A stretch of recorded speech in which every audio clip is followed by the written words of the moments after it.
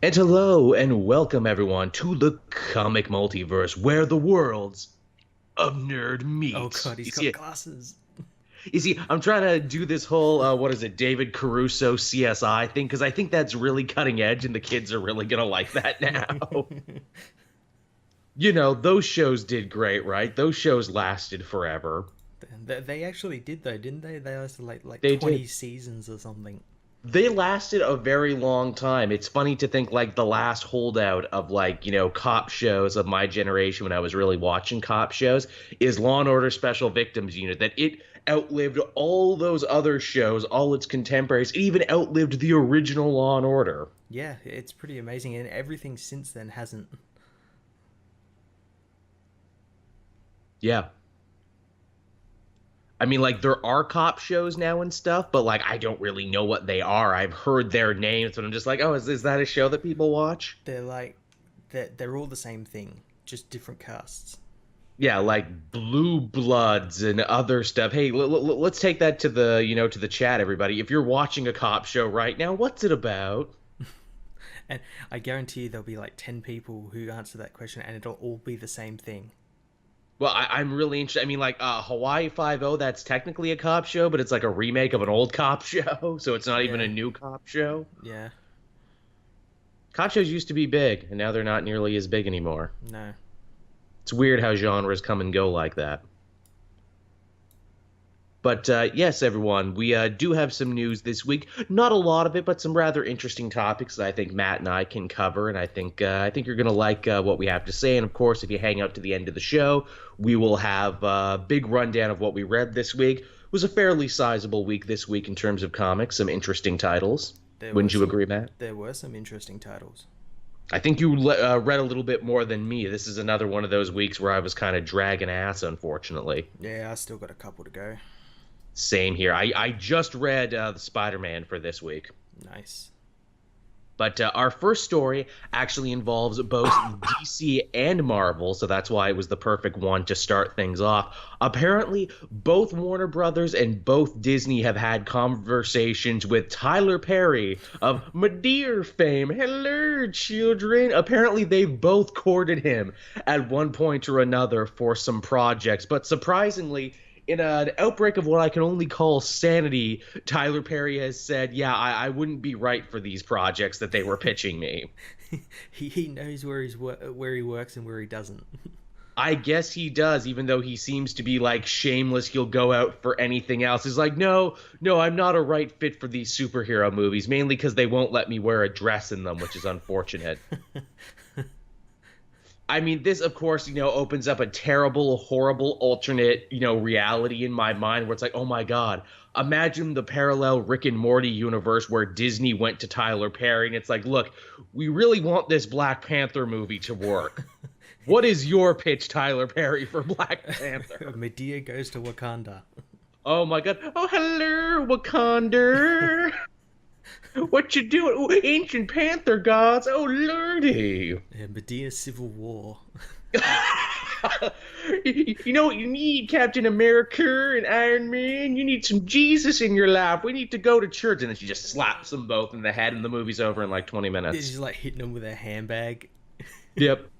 It's like I make fun of Tyler Perry, but I'd be lying if I said I don't, in a weird way, respect the man. He basically built an empire out of nothing from the ground up. Yeah, he's got a niche and he works very well in that niche. Yeah, that's what you got to do, man. You got to hammer yourself out a niche and then you'll work forever. I can't even say he's a bad actor. Remember him playing like the sleazy Johnny Cochran lawyer in Gone Girl? Yeah, he's done some pretty like serious roles, but no one remembers him for them. No, he was excellent in Gone Girl. I'm like, why can't Tyler Perry be like this all the time? Like, he actually kind of has some talent. Yeah, yeah. Very, very, very weird. And also, too, it's like, no, I can't even hate Tyler Perry a bunch, too, because it's like, oh, he's keeping a lot of my favorite African American character actors working and eating because he's like the only one who's making movies for them. Damn. Yeah. That's kind of unfortunate, but also like, hey, it's the way it goes. What do you think DC talked to him about? What projects did they really want him to, Ooh. headline? What do you think? Ooh. And Suicide Squad 2. Oh God, Tyler Perry, Suicide Squad 2, and he's playing Amanda Waller is the thing. It's just Tyler Perry in a dress as Amanda Waller. Oh yes. Hello, Suicide Squad. Guess what? And if you don't do what I say, I'ma blow your heads up. Oh no! Now they face their deadliest enemy yet, Medea. Hey, look, I cast that one guy from Law and Order that you like so much. Who I guess Jesse L. Martin. I guess he's technically already in the DC family, but she would find a way to cast him in that. Yeah, yeah. Every time I think of Medea and Tyler Perry, I just think of that Boondocks bit where it's like, so, and this is the breakdown of every one of his movies. Basically, it's, what is it? Mean dark-skinned man giving a woman a hard time, but then she meets the nice light-skinned gardener from Law and Order, and then together, through the power of Jesus, it all works out in the end. And they're shot like plays because that's what the guy did originally, plays, and he's only ever going to shoot plays. Yeah. Which, again, that too, it's like, dude, the guy came from the world of plays, and yet he's made all these movies and TV shows and spin-offs and what? You'd be surprised how many people actually got their start in, like, plays and theater and everything. Oh, yeah, it's the Tyler Perry expanded universe. Maybe that's what DC asked him for help for. It's like, look, we're having a hard time getting our expanded universe off the ground, but you have movies, TV shows, stage productions. You got it figured out, Tyler Perry. What's the secret? That's what they went for. They went to Medea for help to get their cinematic universe. I mean, look, your movies are all connected with like the characters and everything. How do you do it? Yeah, how do you make it work? If it works for Medea, we hope it can work for us. Well, you see, first you dress in drag for Jesus is what you do, and then from there. Oh God, are we gonna have like Batman in a dress now? Oh God, this is the secret. What's like? See, look, they took Tyler Perry's advice, is what you can see, and that movie was a huge success.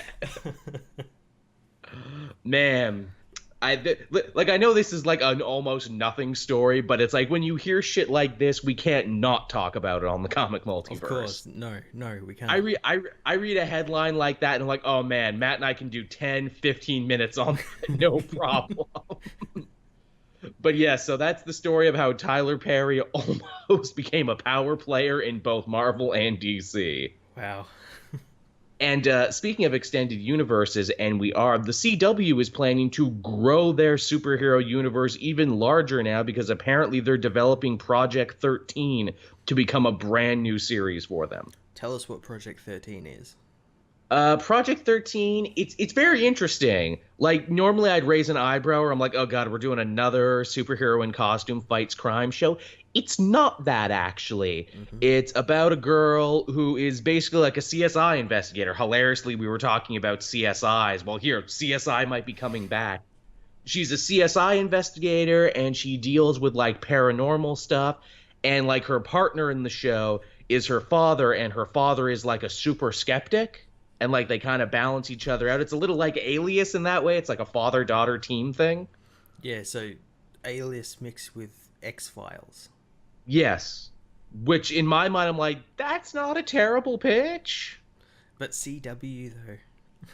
Yeah, but I'm like, oh, but CW, how are they going to CW it up? And in my mind, I'm like, well, guys, if you want a paranormal investigation show, you know you have Constantine, right?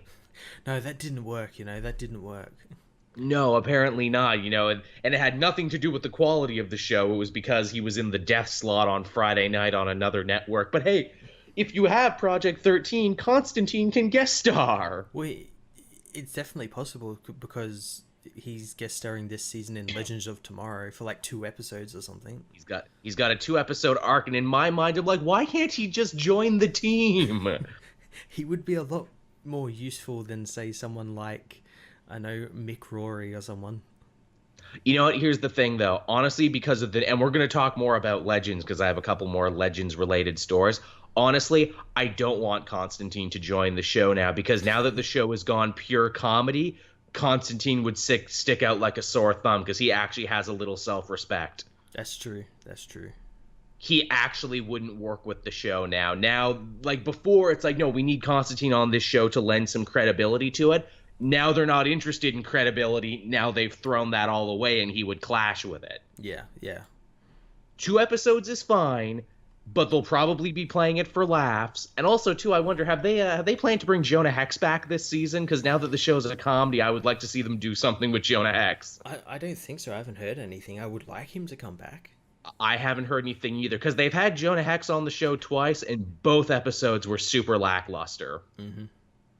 I would really like to see them do something comedic now, and now that the show is self-aware, I would really like Jax to be like, hey, why are we letting this dude on the ship in a Confederate uniform? That's, like, not cool with me. Why did no one clear this with me?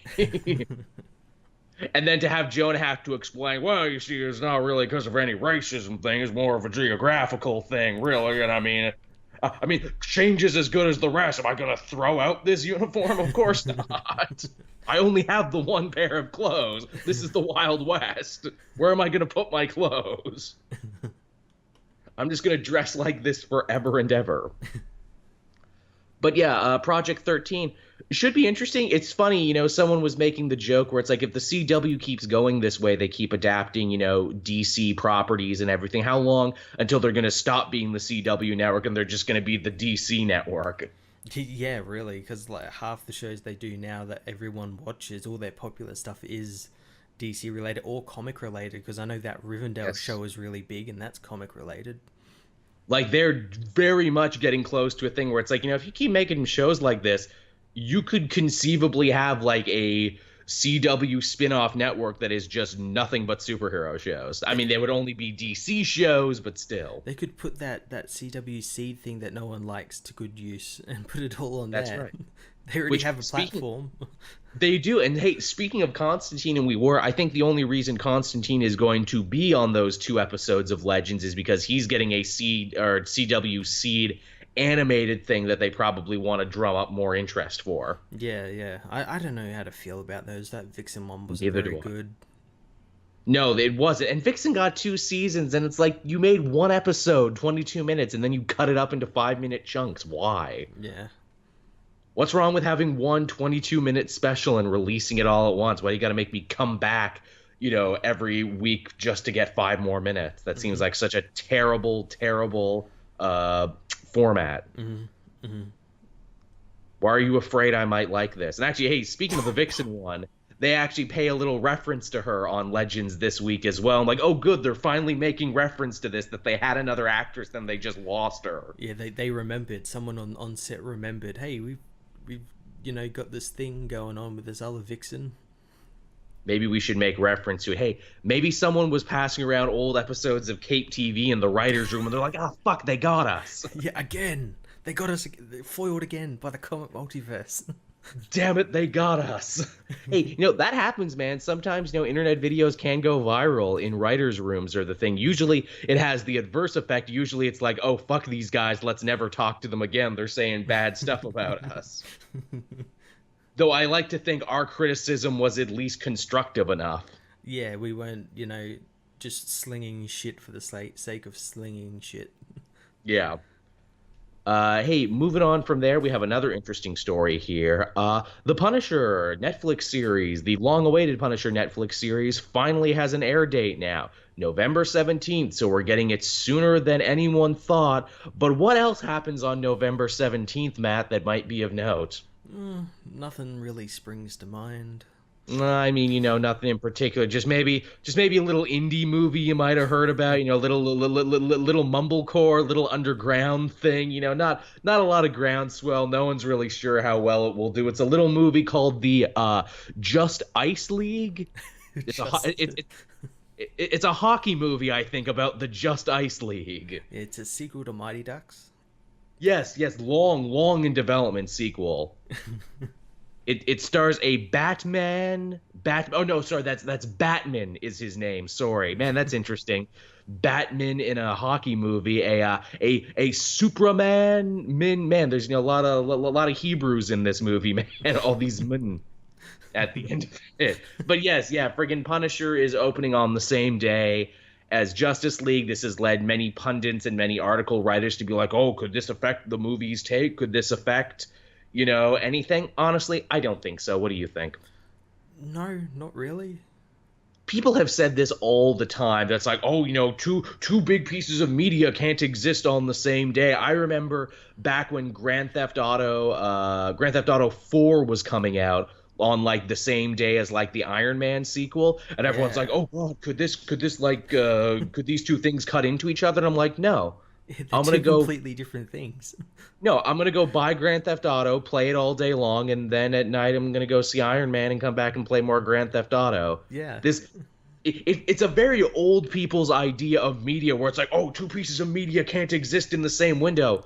Only they do all the time, and people absorb media all the time. And the Punisher isn't in the theaters either. It's on Netflix, so you can easily watch it and then go see Justice League, or see Justice League and come home and watch it.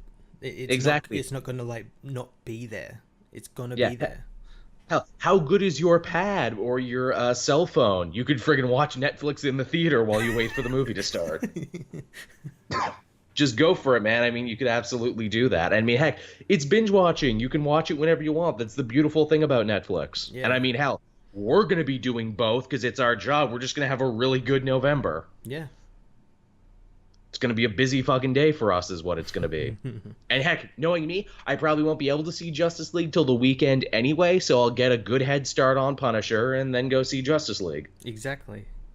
Which is actually nice because, as much as I love binge watching stuff on Netflix, sometimes you do need to, like, get up, stretch your legs, take a break, get some food. Especially when it's like, 10, 12 episodes long.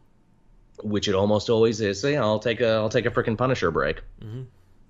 I wonder how Punisher is going to be received, though, given the current climate. They were clearly afraid of, glorifying a gun-toting maniac man at New York Comic-Con. And now to have a whole big series of him coming out now, I wonder if recent events will bleed on into the show too much and if people will hold the show to a different standard because of it. I wonder. Yeah, I don't know. I know it was meant to come out, I think, the weekend just passed, or like in October sometime, not November. That was the rumor, yeah. And they obviously pushed it back and got rid of its New York Comic Con panel because of that shooting. Yeah. I don't know. It's really weird. I know people are obviously going to say, this is the NRA's, doing... It's the NRA superhero, yeah. Which, I mean, he always kind of was. But then again, that's the thing about the Punisher. You like him, but you're not supposed to like him as much as people like him. It's funny. It's like some people are like, oh, well, you either love or hate a character. No, you can like a character but hate what they do. And that's always what's fascinating about the Punisher, where it's like, wow, what an interesting, dark, tortured character. Man, he does horrible things. Yeah. So it is going to be interesting to see, especially all those articles that say this is glorification of the gun and all that sort of stuff. Because, I mean, a lot of these Netflix shows have leaned to, like, the darker side of things. I mean, like, hey, Daredevil beats the crap out of people indiscriminately, and, Jessica Jones drinks and is a walking mess and everything. Punisher, though... Like, that's a really true anti-hero. Like, that's a not cut and dry. Like, that is an anti-hero is what that is. Yep. Which is always what's been fascinating about the character and what I've always related to. I wonder how people are going to accept it. Really, you couldn't have had Punisher if you didn't have the other, like, Netflix Defender show kind of prime the pump for it, where it's like, look, not every hero is nice. Let's put it that way. You can be a hero but still be kind of an asshole, and this guy takes asshole and keeps going with it. But yeah, so that's kind of an interesting story there. Hey, maybe another reason, too, they moved it the way they did is because obviously Stranger Things comes out either, next week, I think? I think the end of this week. Yeah, so Stranger Things comes out. Maybe they didn't want two huge shows jockeying for viewership at the same time. Yeah. Cutting into each other. You excited for Stranger Things Season 2? I came really late to Stranger Things Season 1. So did I. I didn't watch it immediately. I watched it a couple of weeks after, probably about a month after it came out. And I liked it and everything. And Season 2, I saw the new trailer for it, and it looks really interesting. But yeah. I just never got on that bandwagon that everyone seems to be on. Yeah, I didn't go gaga for it like everyone else. I'm like, oh, this is very Workman. This is cool. I respect all the references that it's making here. And there's a lot of cool posters and shit going on here. And Winona Ryder turns in a really great performance. because you usually don't get to see actresses like her get to play that type. This is enjoyable. This is workman. But no, I wasn't one of those people who went nuts for it. Then again, maybe it's a generational thing too, because it seemed like a lot of older people were really into it, because it was definitely like a real guided nostalgia laser to people of a certain age. It definitely was. It definitely was. And I mean, even in this one, it's like, hey, look, they're all dressed as Ghostbusters. Isn't that cool? Remember Ghostbusters? You remember the 80s? Yeah, I remember the 80s. Kids by on which bikes. I mean kids on bikes. Yeah, I remember the 80s. By which I mean I remember that MTV show. Do you remember the 80s? That's what I remember. But yeah, so that's more Netflix stuff for you, everybody. And from there, we got a story about old Josh Brolin. Apparently, he said in an interview this week that Cable, the character that he will be portraying in Deadpool 2, will actually have a major storyline that will be told over 4 movies. Yeah, so I imagine that's probably a combination of Deadpool, X-Force, and probably his solo film. Oh, really? He's getting a solo too? I didn't hear about that. Well, it all depends if he's liked in Deadpool 2. If he does that, that 4 movie plan's going to go out the window, and it's going to be, Cable 1 through 10. Yeah, I was gonna say, I'm like, a 4 movie plan. This is pretty ballsy of you there, Mr. Brolin. I think that's 4 movies if they like you. Yeah. I'm sure they told Taylor Kitsch, oh yeah, Gambit, he'll have 4 movies, we promise. They're gonna love this character. You're gonna be huge, son. You're gonna be huge. Yeah, and I wonder if it is a 4 movie trilogy, or whether he's contracted for 4 movies like they usually do with these actors. How they could only be in 1, but they're contracted for like 4 or 5. Of course, too, he's also Thanos, and he's probably signed so many deals. Maybe he's mixing them up. Oh fuck! Did I say Cable was gonna have a 4 movie arc? No, I meant Thanos was gonna have a 4 movie. Shit. God, I'm getting confused now. Why did I take both these parts? Who am I today? Which one am I? Where's my glove? No. You get the arm today. You get the arm and the eyepiece today. Oh, okay. I was confused. Is Chris Evans here? No, Ryan Reynolds is here. Oh, okay. I get confused sometimes. I don't know who I'm working with. That's all right. I have fun. I wonder if he ever did that. Like he's on the set about to do a scene, and he launches into like a Thanos monologue, and it's like, no, you're Cable today. He's got it, because he's the only one who doubles up like this, or at least doubles up on such huge parts. God, I had another point here. Oh, and again, when they say 4 movies, it's like, is that 4 movies he's starring in and is a big part of, or is that like some post-credit scenes and some stingers and stuff that get counted in there? Yeah, that's the thing. Yeah, or if he ends up becoming kind of like how Wolverine was in the last couple of X-Men films, as sort of like a cameo in one of the X-Men films. A bridge gapper, which, hey, you know what? Now that they don't have Jackman anymore, I could easily see them trying to turn Josh Brolin's Cable into a Wolverine stand-in. Oh, they're looking for someone to turn into. It'll either be him or Deadpool or someone. I think they're a little worried on pulling the trigger on Deadpool because he is so inherently R-rated, and if he's not swearing and talking about his junk and everything, people be like, oh, well, that's a little lame. At least with Cable, it's just like, well, just stand here, look tough and gruff. Can you do that? Oh, yeah, I can. This is my Josh Brolin voice, which is very close to other voices that I do. Oh, I'll tell you what, Tom Chaney. You got to put like a little southern accent onto it. Gotta put a drawl on there. You. Oh man, speaking of actors, there we were talking about Punisher and John Bernthal. There, I saw that Jeremy Renner movie, another Avenger, Wind River. John Bernthal has a amazing cameo where it's like he just comes out of nowhere for a scene. Yeah, I saw that. And I'm like, hey, John Bernthal's in the movie. Movie's about to get really cool. Oh, he's in this one scene that's kind of a horrible scene for his character. Horrible scene for his character. Apparently he lost 4 toenails filming that scene. Yeah. Yeah, I know, right? It's just like, man, they had the Punisher and Hawkeye and Scarlet Witch all in one movie, but they weren't themselves. That was almost an amazing crossover movie. Hey, here's some cool shit. That movie Wind River was directed by the guy who wrote Hell or High Water, which I Mm-hmm. absolutely loved, with Jeff Bridges and Chris Pine. Yeah. So they had frickin' they had Obadiah Stane, and they had frickin' Steve Trevor. Steve Trevor in that one. That movie was written and written by the dude who played Nathan Hale on Sons of Anarchy for like the first two seasons before he left for more money. He's apparently really rebirthed himself as like a writer and director of like serious note now. Yeah, really good movies. He makes really good movies. Yeah, Sicario, Hell or High Water, and Wind River, which kind of have this interesting little undercurrent to them, kind of like a shared theme and everything. Apparently, he's doing a sequel to Sicario soon. Yeah, I think he might be directing it. I know the guy Denis Villeneuve isn't directing it. Yeah, I like him. Sheridan, that's his name, Taylor Sheridan, I think. Yeah. He's a good dude, that Taylor Sheridan. Let's put him on a comic property. I imagine he could do a really good job. He could do like a really fun street level type movie. Yeah, you could do like one of those indie comics, one of those crime indie Yes. comics.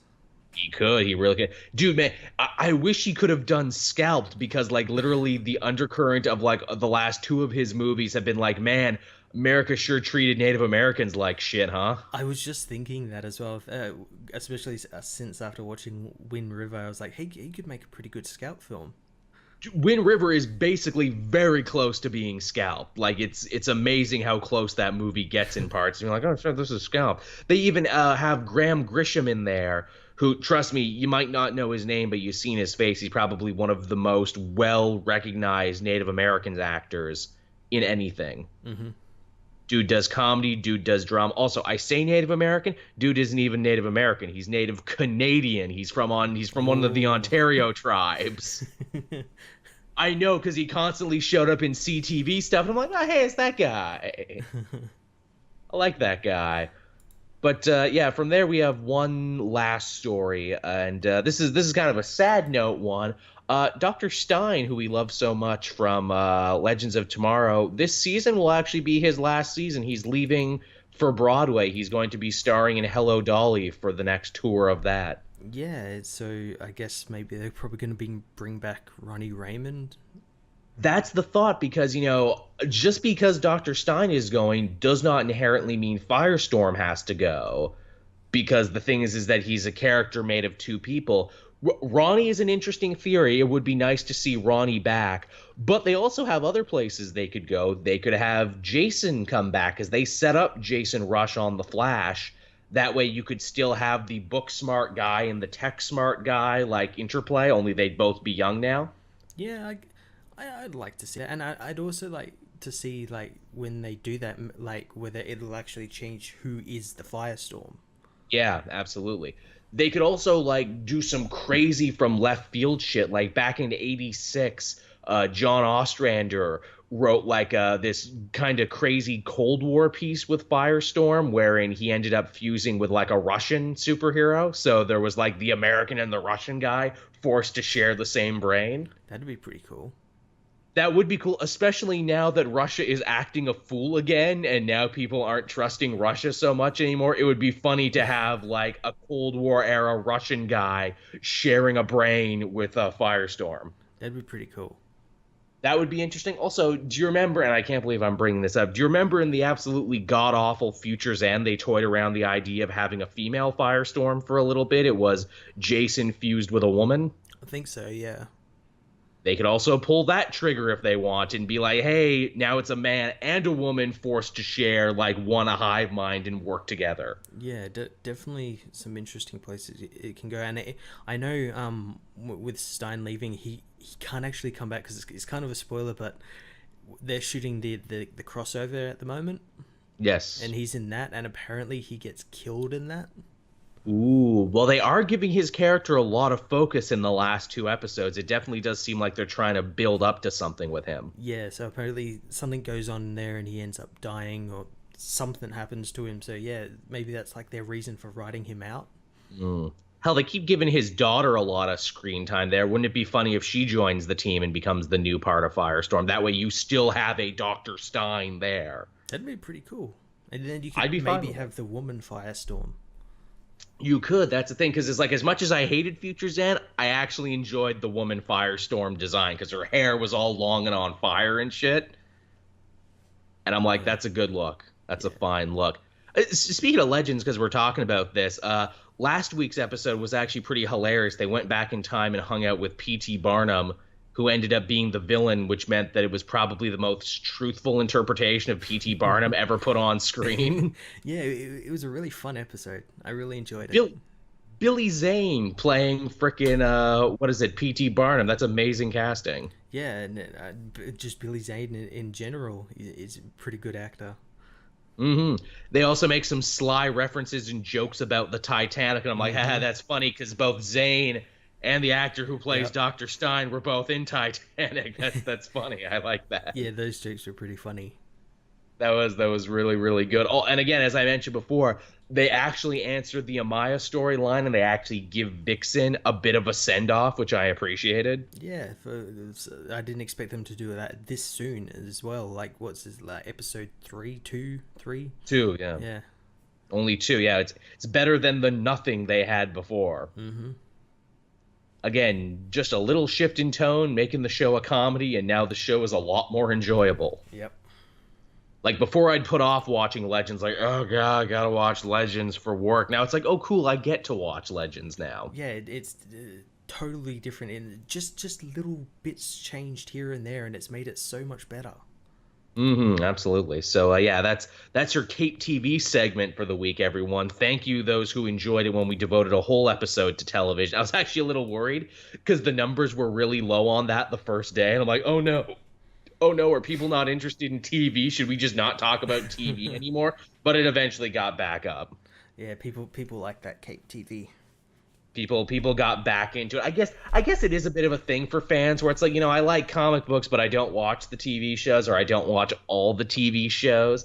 So I'm like, maybe if I just pick and choose or just do something. But yeah, we'll continue to talk about the TV shows, everyone, as it becomes important. Yeah. Flash wasn't really important this week. I mean, it was a fine episode, but it wasn't really important. Nah. It was just kind of there. Yeah. Oh, although I do like the idea of superheroes having to go to couples counseling. Yeah, that's a really cool thing. They've done that a couple of times in comics throughout the years, and it's always been really hilarious. And I'm surprised they don't do it more often. I like they got to talk about work, but not really mention what they do. And I'm like, see, this is why they need to invent a hero who's also a couple counselor. That way they can go to that person and be out about what they do. He can just be some guy who just like lives on the Justice League Watchtower. Yes, exactly. And his job or his power is to be really good at couples counseling. He is Couplor, master of couples counseling. He was trained in the Arctic to be the ultimate couples counselor, to get people to really connect with each other. When his parents divorced when he was a child, he traveled the world.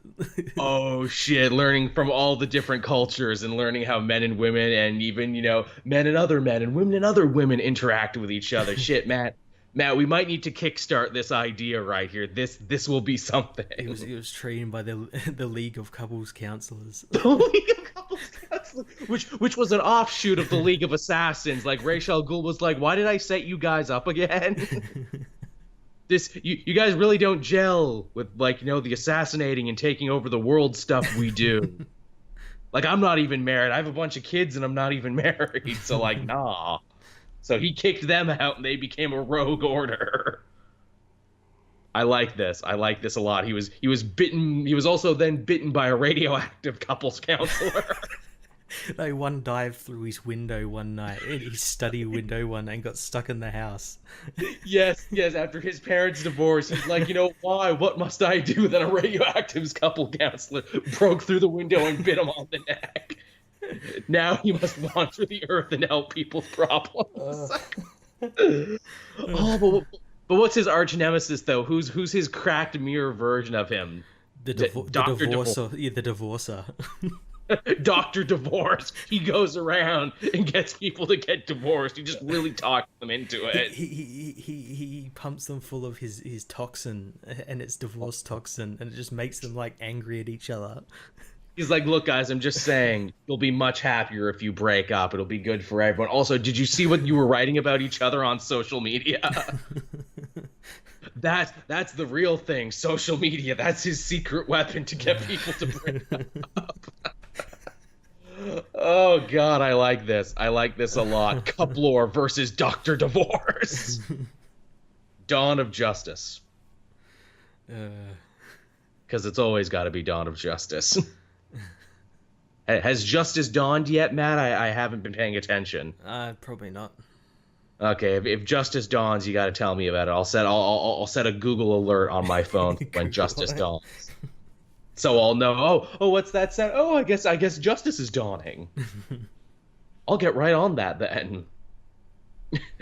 And with that, everyone, after that wonderful aside, I guess we can talk about what we read this week. Would you like to go first, Matt? You can go first.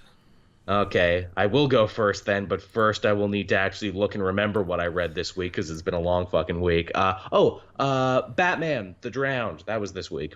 Yeah, this one, Yeah, this is probably the weakest one. The Green Lantern one is still probably my least favorite due to the sheer amount of Batman exceptionalism that took place in it. But this one kind of felt like Abnett phoned this one in. a little bit, yeah. That like I said on Twitter and in my review, like all of the Batman so far have been Bruce doing what he thinks is right. He's not really a villain. He's been corrupted by the darkness in the dark universe. Yeah. This one is just pure evil. Yeah, all the other Dark Knights were mildly sympathetic in their way. They were definitely playing with the whole path to hell is paved with good intention thing. The Drowned, who we found out is Bryce Wayne, a gender-swapped version of Bruce Wayne, she just kind of got mad and killed everyone for no reason, which we don't even really see enough of it is the thing. She's like, oh, I loved Sylvester Kyle, the, Catwoman equivalent of my world. We never really get to see him. We never get to see their love. We're just told about it. That's what they should have done. They should have made it so that like we meet them on Earth 11. We see a little bit about their relationship, and then Aquawoman attacks, and in the attack, Sylvester is killed. Mm. And then also, too, she kills the Queen. That would have been nice. That would have been good. It's funny too. Someone had to point this out to me. Sylvester Kyle, the cat of that planet, Sylvester the cat. Yeah. That's the joke, everybody. The big tragic death, and it's a Looney Tunes joke. It's also weird too, is that they even kind of changed the framing for this one, where it's like in every other story when we hear the origins of the Dark Knights, we basically jump into their moment in time and we kind of get to see it play out. Here, The Drowned is telling us about stuff that happened, so we're not really there. Yeah, and then also it kind of throws to question, like, is it truthful? Is she an unreliable narrative? Is this, like, what actually happened? Because, it could be that like Batman thing where you think, oh, all these superheroes are evil, but really they're not. They're just people with powers, and he's kind of jealous. Yeah. I mean, as we see Bryce, she's already covered in knives and shit, so she's already gone crazy by the time we see her. And I'm like, well, it's not a real fall to grace then. No. If by the time we see you, you're already fucking nuts. I think we're meant to feel a little bit like feel for her when she does like the transformation into like the weird fish monster thing. But really, you're like, no, why?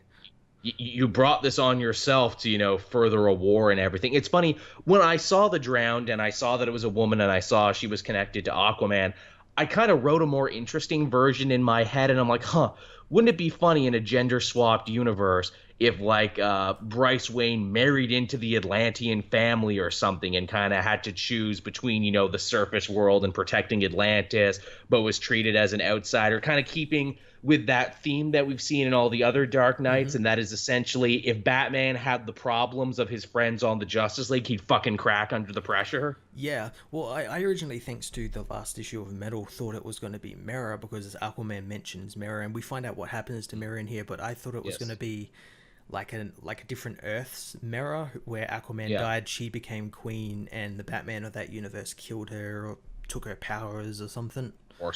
Yeah. It's like, I feel like we wrote more interesting versions of this story in our head. We kind of did, yeah. Feels like the version we got was kind of like, oh, really? That was it? Yeah. I mean, it wasn't terrible, but it's definitely been the weakest one. Yeah, definitely. Yeah, so that was Batman the Drowned. Was not great. What else did you have, Matt? Well, let's keep with Batman. I had Batman issue 33. Yes, the continuation of Tom King doing Tom King stuff. I, I like this one better than the last joke War of Jokes and Riddles, mainly because this one Me too. felt kind of like a Batman story. It Yes, there was momentum, there was stuff happening. Yeah, and it's set in present time, so it's not all a flashback. So you know there's going to be stuff that happens here that it's going to stick around. There's actual stakes happening. Yeah, and it was pretty cool. I liked the cut between Selena and Batman traveling through this desert. You cut Hmm. back to the Wayne Manor with all the kids there and being That was told nice. and everything, and then they find Talia because the Justice. This is what confused me. They say the Justice League of America, but then they say the Justice League. Yes, they keep going back and forth on it. Yeah, so like, who imprisoned her? We don't know. It's also weird. Like my big complaint with this story is like it's fine to have a mysterious story and everything, but King gives us nothing to grab onto in this issue. It's like, oh, Batman and Catwoman are in the desert. Why? We're not going Yeah, to tell you. Oh, they need to go to this mysterious place that the UN and the Justice League have an agreement that no one goes there. Why? yeah. They need to Why? talk to Talia. Why? Yeah, that's like the weirdest thing. Why does Batman need to talk to Talia? Does he need to say I'm getting a divorce or something? Or Does she need to sign some annulment papers? Is this like a big long quest just for Batman to be like, "Oh, you've been served divorce papers"? I wouldn't put it past Tom King to do that. Like No, just no, I something wouldn't. so simple like that. Yeah. A man who devotes two whole issues to Kite Man would be willing to do something like that. Yeah. It's funny too. We actually get to see Tiger Khan show up in here, who is of course the leader of Spiral and like Dick's former spy partner. I like he actually kind of gets canonized here to be like, oh look, shit, I'm in the big Batman book now. Yeah, I'm a real boy now. Yeah, I'm a real boy. I'm not just a minor character who shows up in Tim Seeley stories. I'm actually like legit here. Although I got to imagine if you didn't know who Tiger Khan was, a lot of that would probably fly over your head. I didn't know who he was immediately, and then I'm like, oh no, that's that guy from Nightwing. I know that Yeah, guy. the guy who is the current head of Spiral and everything. I mean, yeah, Batman 33, it was fine. I will say, as much as I disagree with Tom King's interpretation of Batman much of the time, he does understand the kids, and I actually really enjoyed the scene of all the different sidekicks hanging out together. I think he encapsulated their personalities in little ways, like Damien is reading a book, because of course he would, because he's a fucking nerdlinger with his bookie wook. Yeah, And Jason is fighting with Ace.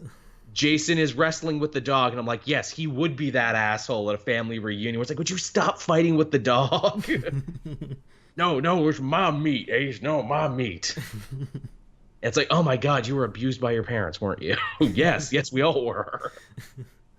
He's totally that guy. Which it's funny, I forgot about Ace too. A bunch of people had to tell me, like, oh yeah, he showed up in the Christmas annual last year. I'm like, oh, and no one did anything with him for like almost an entire year. No, they've done more with Crypto over the last year than they have with Ace. Sure have. Although they do turn that into a bit of a joke where Dick's like, oh yeah, there's a bunch of rooms in the mansion. Have you met the Bat Cow yet? Yeah, there's a room in here with a cow. Yeah, we have a cow. And furthermore, I'm like, hey, Damien, what happened to your dog, Titus? You had a dog. He got that big demon thing. He's got a gargoyle. Yeah, that's better. Don't tell me Titus got sent to a farm upstate or something. I couldn't handle that. Of course, Damien's such a little bastard. He's like, oh, I tired of the dog and killed it. What? Yeah, he would be that kid. Yeah, oh, sorry, I was bored of it. I'll kill you too when I'm bored of you. It's what I do. Man, you little psychopath abusing animals. That's always on the list. Loves fire, abuses animals. Probably smears his feces on the wall. He just hits all the psychopath checklist. Batman, are you gonna raise your kid? No, I'm gonna elope with this Catwoman. Just seems like you have more pressing matters. Also, you left your whole city basically unprotected because you wanted to go do this. Yeah, it was more important. Also, too, maybe you'll agree with me, maybe you'll disagree. Does it not seem like when it comes to matters of Catwoman, Batman is a gigantic hypocrite about everything? Catwoman kills one of their horses that went lame in the desert with a gun, and Batman has no problem with it? Well, that's the thing. Batman had the gun. Why did Batman have a gun? I thought he gets like triggered whenever he sees a gun. Yeah, absolutely. Which some people were smartasses in my comment section, be like, "Oh well, if Batman was willing to make peace with Jason Todd's gun use, surely he would make peace with Catwoman's gun use." And I'm like, I disagree with him making peace with Jason's gun use. I think that's fucking stupid. Yeah. I don't think he ever should have made peace with that. I think that's some Scott Lobdell bullshit that he expects us to eat. Yeah, just because it happened in a comic doesn't mean we have to agree with it. Yeah, for real. Which again, that's always been my thing about Red Hood, where I'm like, if he's gonna use guns and if he's gonna kill people, he shouldn't be allowed to wear the bat on his chest. He can still be part of the Bat family, but he shouldn't have the bat on his chest. And you know how they could easily like get around that? Just say he's now using the guns Jim Gordon used when he was Batman that fired batarangs. Yeah, or rubber bullets or something like that. I'd be like, okay, fine, he's using riot rounds. Okay, that won't kill, but it will hurt. Yeah. No, but if he uses riot rounds, though, bro, he won't be badass as shit, though. You need to kill to be edgy as fuck. Killers are edgy as fuck. Didn't you know that? And these are the same people who boycott the Punisher. Yeah, really, it was edgy as fuck. Goddamn. But yeah, so that was Batman number 33. It's interesting. I would have liked some answers, though, to start off this new arc. I think Tom King takes for granted, where it's just like, oh, well, it's Batman. Everyone will be into this. I don't need to explain anything. That I haven't actually thought about it until you just said it, but yeah, that's kind of how he seems to be approaching his whole run. It's like, oh, I could write anything, and Batman and people will immediately love it. Like that IGN article that said War of Jokes and Riddles was a classic. A new Batman classic, and I'm like, I strongly disagree with you. And after reading the comment section, other people also strongly disagree. Yeah. You know what's funny? Speaking of like Joker versus Riddler fights, Justice League Action, the show that has been canceled yet still has like 40 new episodes to show, even though it's been canceled, had an episode like either this week or last week where it was the reformed Riddler, which happened very briefly in Detective Comics, helping out Green Arrow and Wonder Woman solve a series of crazy clues put in place by the Joker. And Riddler was mad at him for being like, oh, this motherfucker stole my gimmick. I totally want to get him, and I totally want to help the heroes. And I'm like, man, this 11-minute fight between Riddler and Joker was way better than the War of Jokes and Riddles we got in the comic. It had more weight to it. He didn't do it just cause. It had more weight, it made more sense, and there was like 100% less Kite Man in it. So there you go, everyone. If you want what I consider to be a good episode of War of Jokes and Riddles, go watch that 11-minute episode of Justice League Action. And again, I'm like, yeah, it wouldn't have been hard to write like a good reason for Riddler and Joker to fight. I don't know why they had no reason to fight. Yeah, well, they had a reason. It was just a really, really shitty reason. Just a really like roundabout afterthought reason. It's like it felt like you made this up at the end. It felt like you like knew what you wanted to do but didn't have an ending until the end. Yeah. Now that being said, Mr. Miracle, awesome, and also by Tom King. Yeah. Again, it's like different. He's not suited for Batman. You know what I think it is? I think, like we said, it's Batman. People will buy it regardless. I can do whatever the fuck I want. Mr. Miracle, oh Christ, every issue better be a masterpiece if people are going to keep buying this. Yeah. Maybe he feels safe with Batman is the thing, where it's like, it's Batman. People will buy it. Batman sells the book. I don't. Yeah, it's a commentary on the people who buy Batman books now. See, I think that too. Like, here's the thing. Tom King is not dumb, and he is not a bad writer. No.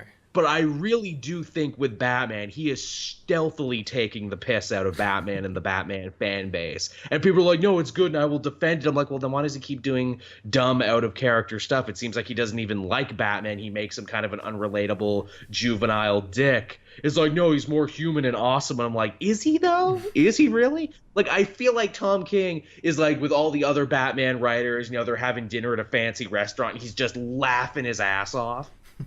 In the tower, the spinning tower. Yeah, at the CN Tower, he's just laughing his ass off. I think he might have a little bit of a troll streak to him. And again, I met him ever so briefly at this year's Fan Expo, and he was a happy, jovial dude. I said how much I liked that bit in Mr. Miracle where they're on the beach, and I'm like, oh, he's doing a riff on the whole, but, 2 sets of footprints, because that's when Highfather was carrying me. And we laughed at that, and I'm like, okay, so he has a similar love of corny jokes for me, same as me. Maybe this is what he's doing, where it's like, what can I get away with in Batman? What can I keep doing? Well, the sales will still be high and people will still be giving me good review. What can I get away with? Uh, And if it has years to from now be. he and if years from now he comes out and says that, was like, oh yeah, my Batman run was totally just about what I could get away with, I will say he's a goddamn genius. I will say he's one of the smartest fucking writers in the world if that's what it comes out to be. And I think it might happen. I think there might come a day when Tom King is like, yes, I was stealthily taking the piss out of Batman for like 60 issues and no one caught me. Oh, that'd be great. Did I tell you too? Last week, this is unrelated, but it's kind of related, that I found a dead bat on my floor like 2 weeks ago. I think you told me that, yeah. I tweeted it out. I'm like, this has got to be an ill omen, right? And then a bunch of people were quick to write me back and be like, hey, Joel, you know Tom King's a former CIA agent and shit, and you didn't like War of Jokes and Riddles. Do you think this is like The Godfather putting a horse head in your bed? I'm like, if it is, and if he did, then good on him. I can't even be mad. I can only respect his devotion. Teach you for hating my book. This book, dude. And it wasn't like a big bat, too. It was like one of the little ones, like one of the little bug-eating ones, not one of the big fruit bat ones. But even still, I'm just like, wow, this is disturbing. It's also one of the things, too, I'm like, did this thing fly in a window and die? Or, God help me, did this get dragged in on someone's shoe and I'm only just realizing it now? And then I'm just like, what does this say about me that there can be dead flying animals on my floor and I might not notice right away? God damn. What do I even do with it? Do I touch it? It might have rabies. So if I get rabid, everyone, or if I turn into a vampire, this is why. You heard it here first, everyone. This is just another chapter from the crazy roller coaster that is my life. You can thank Tom King for that. Thank you, Tom King, for the dead bat on my floor. That may or may not have been from you. I just imagine him out in the bushes outside my window laughing. Ha ha ha ha. Got him. That'll teach him, or maybe give him a funny story to tell. I don't know which. Yeah, a new arc for Batman, leaving bats in people's in villains like cells in Arkham. Man, if that's the next arc, like if in issue 34 Batman starts doing that, I will quit. I will just fucking quit. You'll go hide out in like the far north. Yeah, the far north. I will go up to Wind River and I'll just hang out there with John Bernthal. But yeah, everyone. So that was Batman. What else did we have this week that was of note? Superman 33. Yes, that's right. The beginning of Imperious Lex. Yeah, this is going to be a good story. A lot of setup, but some enjoyable setup. I like that someone finally remembered, hey, wasn't Lex Luthor like King of Apocalypse? What the fuck happened with that? This story was meant to come a lot sooner, but they had to reschedule it or something. I don't know. It was meant to come before the Deathstroke arc. Right, because they had all that Oz stuff too, I'm sure, and they wanted a little breather in between.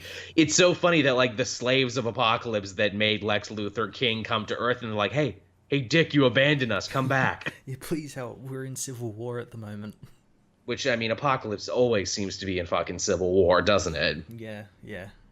Seems to be the constant state of that planet. It's funny too because this comes at a point in Superman and Lex Luthor's relationship where they're actually kind of getting along and actually fighting crime side by side. Yeah, I kind of wish we got a little bit more of that, like maybe an issue, like a breather issue of just that, of just fun. them dealing with like bank robbers who were wearing Justice League masks. That was fun. That was really, really fun. I like, too, this idea that whenever Lex Luthor wants to contact Superman, he doesn't call him on the phone or anything. He does that Richard Donner Superman thing where it's like, oh, it's a frequency that only Kryptonians can hear. Yeah, I like that. I thought that was pretty cool. And to see Superman actually brush someone off, which he usually doesn't do, but in this issue, he's like, oh, God, Lex is calling me again. He probably wants to show me his new laser or his new chest armor. I really wanted to see that, where he's like, oh, last time I responded to that, it was just Lex trying to show me his new armor. Which is, it's such a wonderful line, because it's like, wow, that's hilarious. but also like, aw, Lex Luthor has no friends, and this is his only friend is Superman, a guy who was his enemy up until a while ago, and this is the only way he can relate to him by being like, hey, come over to my house and see my cool shit. Isn't this some cool shit, Superman? Yeah, it's cool shit, man. I'm an alien. I've seen lots of things. You want to like stay for dinner? I can like order us a pizza or something. You know, you want to do that? You want to like watch a movie? Nah, man, I'm busy. I got a family. Oh, nothing's really happening with me, Lex, right now. I don't have my sister anymore. I'm just kind of sad. But I'll never let on that I'm sad. I just love this idea of Superman and Lex having like a Homer Ned Flanders type relationship. Yeah. Howdy doodly, Superman. Oh God, Lex. The fuck. Also, I love too that what is it? The Kent family has a movie night and they go to see The Good, the Bad, and the Ugly. Yeah, I like that, and I'm like, wow, Clark, you're showing your son this movie? Yeah, you actually kind of have a cool taste in movies that may be a little hardcore for him, but then like he drops a reference to be like, oh, Pa Kent loved this one and showed it to me when I was a boy. And I'm like, oh, all right then. Yeah, I get it. It's funny because that's another movie filled with anti-heroes. I could only imagine Superman watching that being like, oh, you know, that man with no name, that Clint Eastwood, he made some rather poor decisions. I would have done things differently. If I was in his shoes, I would have dealt with all of this. I would have brought everyone to justice. You know, I've traveled back in time to the Wild West a couple times, son. You know, there's a whole alternate universe where it's just the Justice League, but we're all Wild West characters. Yeah, if you ever meet a man with a scar on his face, stay away. Yeah, fucking run. If you meet a guy in a Confederate uniform and a fucked up face, his name is Jonah Hex, run. Nothing good ever happens when you hang out with Jonah Hex. And it's great too, like Lex has all these like fail safes in place where it's like, look, I guess you didn't get my message, so now I've sent these robots to hunt down anyone with Kryptonian DNA, which of course is Superman, but also his son, which Lex didn't know about. Yeah, I think they got around that really well. It was like a pre-recorded message. It was just like his robot, so like he wouldn't know at all, like firstly who Clark Kent is and who his son is and who they really are and everything. So I think they got around that very well. Some very smart writing, which some people brought up, but wait, didn't Lex meet John in Super Sons? He did, but he didn't know he was Superman's son, and he also just assumed that he was a kid in dress up. Exactly. Which I thought was also really clever. I'm like, haha, clearly Tomasi is paying attention here and like wielding continuity quite well. Yeah. And yeah, it's mostly just set up, you know, they get sent to Apokolips, but of course, because this is comics, they can't all be sent to the same place. They get sent to 3 different places. Yeah, so now we got this cool adventure happening next issue. I'm excited for it. Man, Lois got the shitty end of the stick, didn't she? She got dropped right in front of Granny Goodness and the Female Furies. She ain't gonna put up with any of their shit. No, she won't. In fact, I think that'll be kind of amazing if Granny Goodness is like, oh, I respect your strength and moxie. Lois Lane of Earth, how would you like to become a new Female Fury? We've never had one from Earth before. That'd be pretty cool. I would be all about that, where she's like, you know, do your worst, Granny Goodness. I ain't afraid of your bullshit. Because they really have been setting that up, that Lois is not afraid of any bullshit. She wasn't afraid of Deathstroke. She wasn't afraid of Jor-El. She wasn't afraid of Manchester Black. No. Nothing can shook this woman. Lois ain't shook. Ain't no such things as halfway crooks for Lois. But that was good stuff. I guess dovetailing from Superman to Marvel's Superman-ish character they got right now. Thor issue number 700 was this week. I have this in my pile. I haven't read it yet. Here's the thing. Have you been keeping up with Thor? I know where it's all up to. Okay, because I was going to say, if you haven't, this might actually be perfect for you because it's the first legacy issue, but it's also 700, so it's a big legacy issue where they tell, like, 5 different stories, and I think the point of that is that they wanted to get people caught up who haven't been paying attention. Yeah. Which is both a good thing about it and a thing that kind of annoyed me because I'm like, no, I've been paying attention. Don't, not keep telling the story. Don't stop to get everyone else up to speed. Don't punish me because I paid attention. Fuck these newbies. I want my story. Which, man, like, here's the thing. There's a lot of that going on in Marvel Legacy. And okay, so I get punished for an issue for paying attention, huh? You didn't think Legacy was going to be a jumping on point, but Legacy turned into a jumping on point, so everyone's going to stop for a second and reiterate what's been happening. But yeah, I mean, it was kind of cool. We get a bunch of different stories. Thor is trying to protect the Fates from Malekith because him and his Dark Council want to kill them, because in doing so, they'll sever the ties of fate, which means the Asgardians won't have the advantage anymore, and they could possibly win the War of Realms. Okay.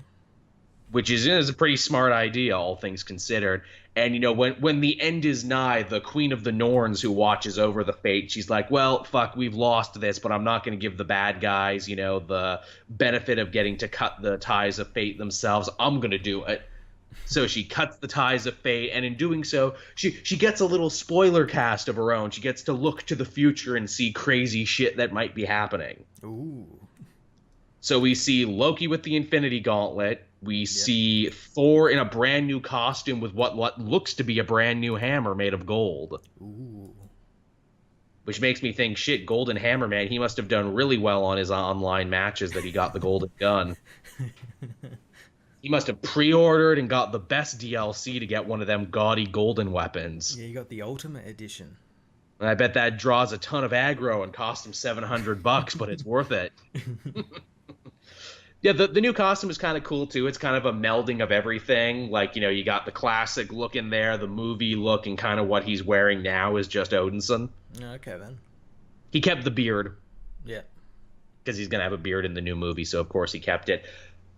Jane, what's interesting, you know, this supposedly kicks off the big Death of Jane Foster story, but in the future look, we see Jane seemingly dead on the moon, but we also see Jane Foster Thor continuing to fight. Didn't we talk about that? Yeah, we did. We sort of mentioned how maybe Jane will die, but Thor, the female Thor, will continue. Will continue to live on in some form. Hell, some people had an interesting idea that maybe the thing about the new hammer, now that we know that, Mjolnir is alive and has, like, the soul of a superstorm in it, some people had a fun idea, and that is, what if Jane Foster's soul went to go live in Mjolnir, and that's why it's gold? I was going to say something like that, like, what if the female Thor would have her Mjolnir, like, that's Mjolnir, it's not Jane Foster, it's not female Thor, it's Mjolnir taking on the form of female Thor. That would be very interesting. That would be, because that way you would get your death, you would get your big, like, you know, sad death moment, which I think Jason Aaron has been building up to it anyway. I don't think they told him, I don't think they told him, like, oh, Legacy, you got to kill Jane and you got to put Odinson back. I think he was going to do it anyway, because, I mean, come on, you give a character inoperable cancer, they got to die eventually. There's no fucking two ways around. I'm like, oh, that would be an interesting way to have your cake and eat it too. Let her have a cool hero's death, but also keep her a very integral part of the story. And also kind of have a chance to be like, hey, she could come back at any moment, though. Yeah, definitely. There's also an interesting thing, too, they play with, because, like, early on in Jason Aaron's Thor, it jumped around in time a lot. We got to see the adventures of young Thor before he wielded the hammer, and we got to see the adventures of King Thor, the All-Father in the far-flung future. Mm-hmm. We get to look at King Thor again in this future, and we see that he's, like, defeated Galactus, and he's actually rebuilding Earth with, like, new humans for the first time ever and trying to be a good god. Cool. And it's funny, King Thor is nostalgic because he named, like, his Adam and Eve, Jane and Steve. I'm like, oh, that's cute. He's naming humans after his friends that he remembers. I'm sure there's a Bruce and a Tony in there, too, and a Carol. What are Earth names? I'll just name them after people I know. And you will be Peter, and you will have shit luck forever. And you'll be Miles, and you'll be cool, and you will hang out with Peter. Just playing like dolls, but they're real people. But yeah, that was fun. Thor, it kind of jumped around a lot, but overall it was interesting, and it definitely promises some really cool shit that'll probably be happening in 701. Cool, sounds really awesome. Yeah, I won't spoil the rest for you because you haven't read it yet, but like I said, there's like 5 stories in this thing. Yeah, I've seen the cover, and it tells you all the artists and writers, and yeah. Looking forward to it. They got a nice team together. Oh, I didn't even mention fucking Thanos and Hela show up in it too. Oh, god damn it. So it's getting... I guess because they're in the new movie. Because they're in the new movie and they got to keep it nice and cosmic. And I'm like, all right, that makes sense. Their story is probably the shortest. Theirs is like a couple pages. Oh, okay then. So they kept it short. What else did you have, Matt? We're just sticking with Marvel Legacy. I had All New Guardians of the Galaxy issue 12. Oh yes, yes, yes. This is looking to get more and more interesting. Like I dropped off this one after the first issue, but I'm thinking I should go back now. Well, much like Thor 700, this is the perfect jumping on point. You don't say, where they No. get people up to speed. Yeah, this is literally spinning the stories out of Marvel Legacy, because so all you need to have read beforehand is Marvel Legacy. The Which I Guardians are looking for the Infinity Stones. Oh, hot damn. They're all over the place. You know, Gamora's talking with Doctor Strange about the Soul Stone because she can access it, but doesn't know where it is. Right. Black Panther meets with Rocket, and because he had a stone at one point, and they're all looking for these stones and everything, and Loki appears because he's looking for the stones as well. Uh-huh. And he's apparently going to be Sorcerer Supreme in the new Doctor Strange book. Yeah, Loki, he's keeping tabs on the Guardians because they're looking for the stones, so he's trying to make sure, and he's doing like little things like that. They had this big story with the gardener and why Baby Groot is Baby Groot, and we found out last issue that was all Loki's doing.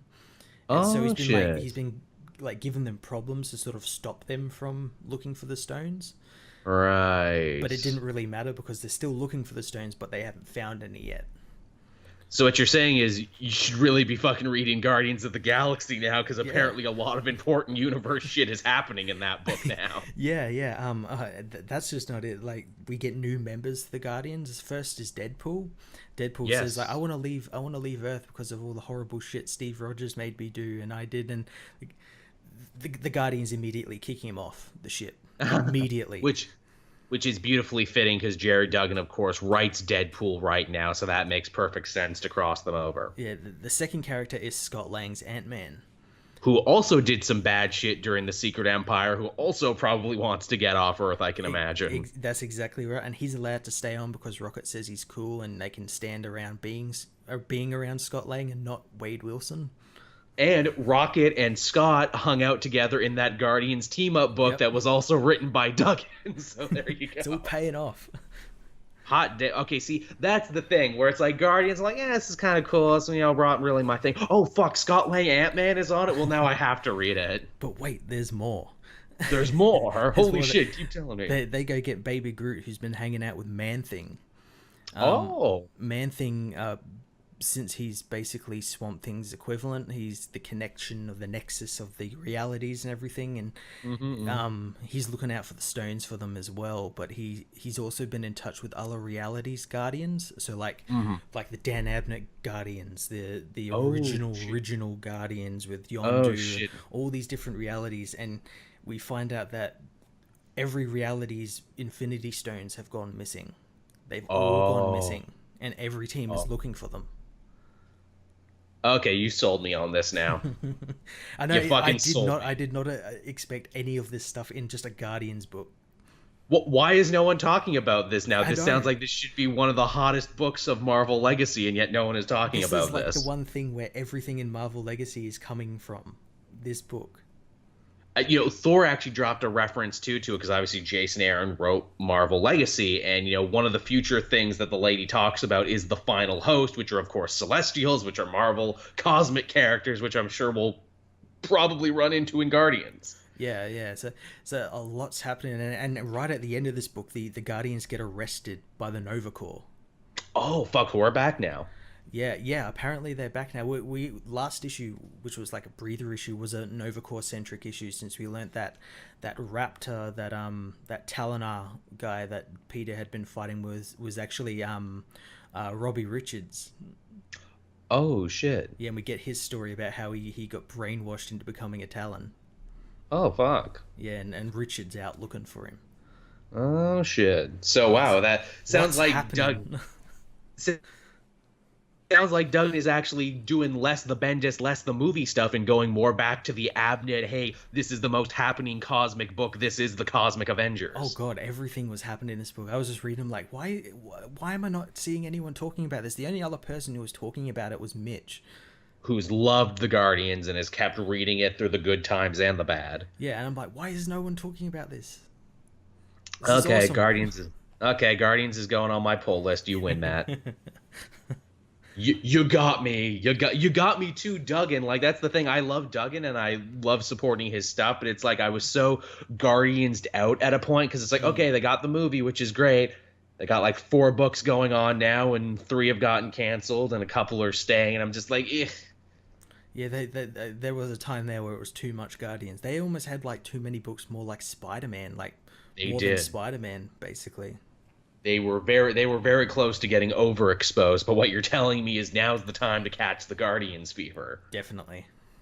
Catch the fever. I guess too, keeping on the Marvel bent as we are, I also read another legacy book this week. I read the Invincible Iron Man issue number 593. I read this one as well. And say it with me, hey, if you haven't been paying attention, this one stops to get you up to speed on many things. Yeah, much like every other book, that's like a part one of this Yeah, Marvel legacy. and again, not necessarily a bad thing. They're definitely hoping that if you've been a lax reader, you'll get back in. But if you've been like Matt and me and it's your job to stay up to date on this shit, you'll just be like, oh, come on, really? I feel like I paid for a clip show over here. Yeah, that's pretty much what it was. It was a bit of a clip show. I mean, to Bendis's credit, he definitely gives a love letter to himself in the beginning at the big Stark Expo, where you see a bunch of stories he's been involved in. So you see like Marvel Illuminati. Some people were telling me there's even a bit in there of like Spider-Man unmasking himself. I I think probably I had have to look at it. I know there's like the Fantastic Four and everything, and Yep. yeah. It's a big busy page with a bunch of stuff going on. His mother is running the expo this year, obviously, because Tony is in a coma, which calls to question a lot of what the public know about Iron Man and why Tony hasn't been around. Because it's like he fell in a fight against Carol Danvers, which was obviously pretty public, but then like Shield had him because Captain America was talking to him in Secret Empire of the Oath. But then Hollow Tony was running around, but then when we come back, his family has his body at Stark Industries, but a year passed in between. So where the fuck was the body being kept? Well, And it's not just like that as well. It's like just between the last issue of Invincible Iron Man and this issue, this new rebranded issue, they've changed how they found out that Tony was missing. yes, they have, because he goes missing in Legacy, he goes missing in Invincible Iron Man number 11, and he goes missing again here for a third time. Yes. So like, was one of them meant to be the AI, or I don't know. That Because no it's one's like, communicating.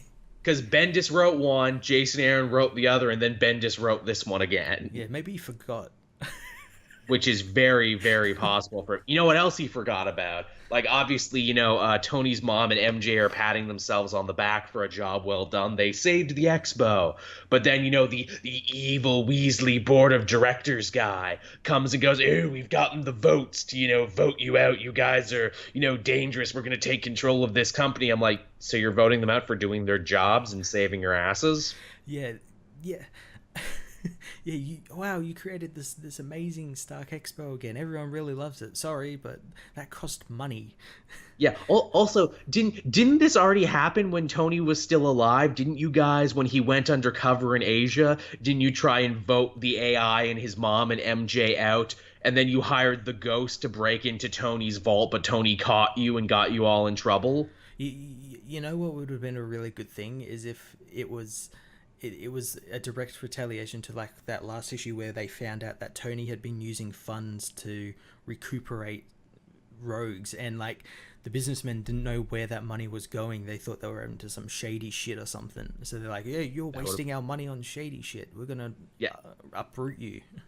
that would have been something. But once again, Bendis has a hard time remembering continuity, even shit he wrote. Yeah, the week before. The week before, it's like, oh fuck, was that right before? But again, they're assuming this is a jumping on point, and they're assuming you didn't read any of that stuff that happened before, even though you and I did, and we're kind of getting punished for paying attention.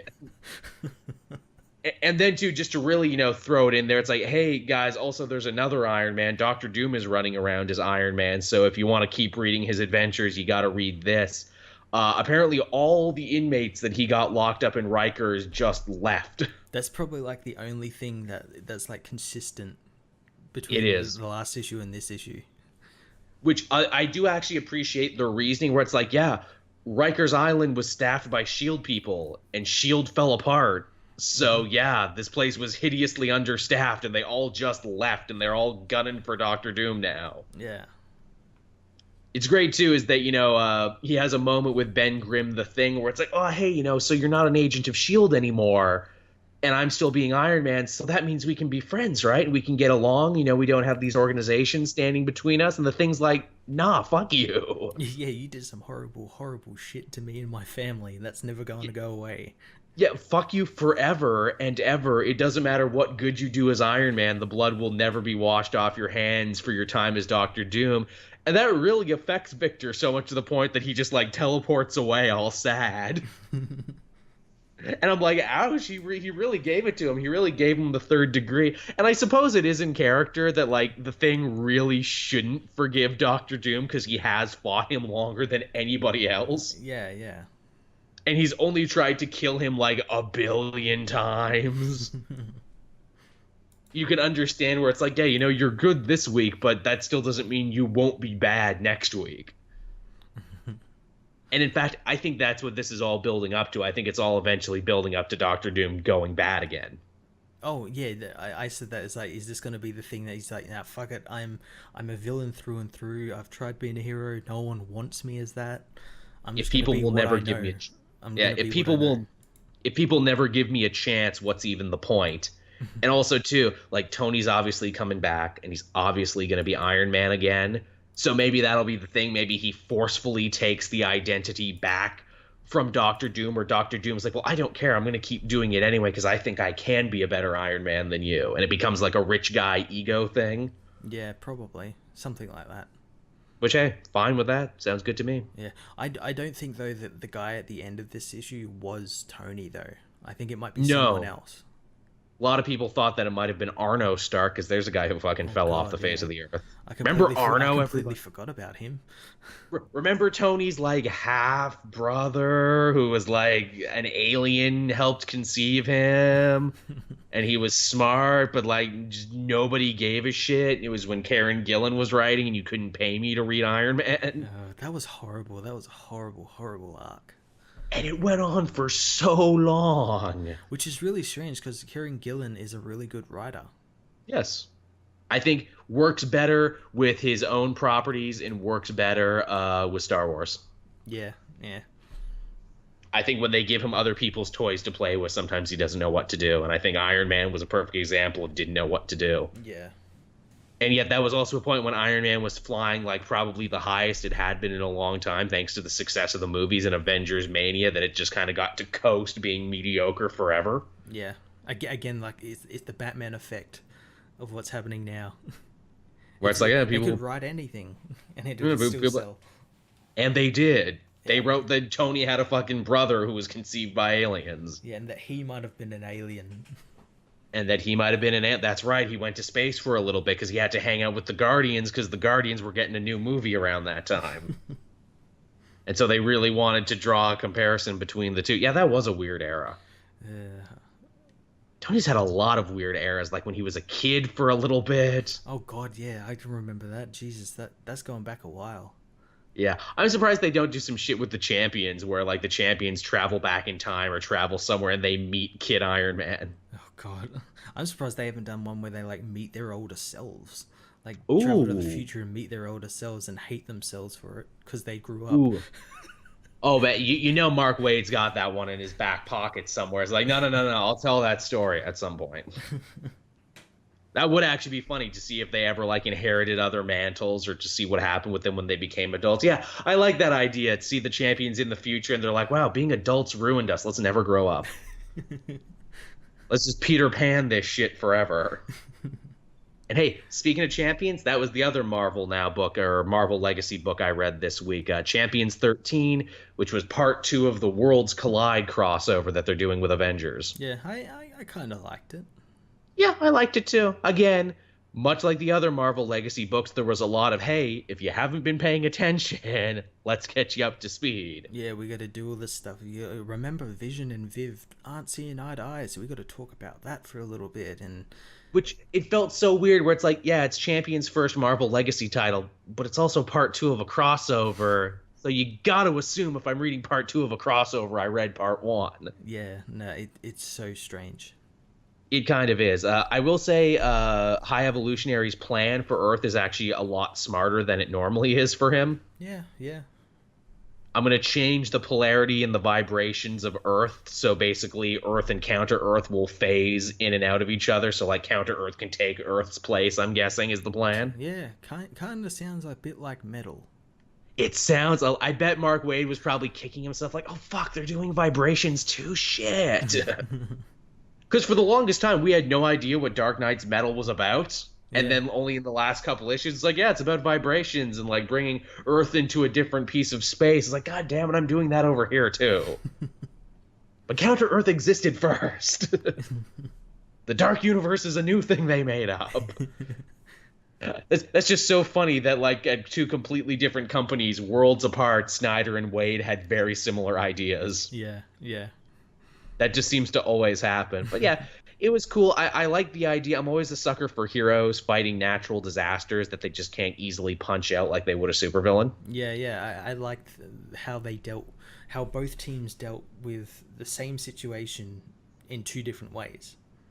There was a nice international flavor to this book too, because they go to Dubai and they go to South Korea and they go to China and New York and everything.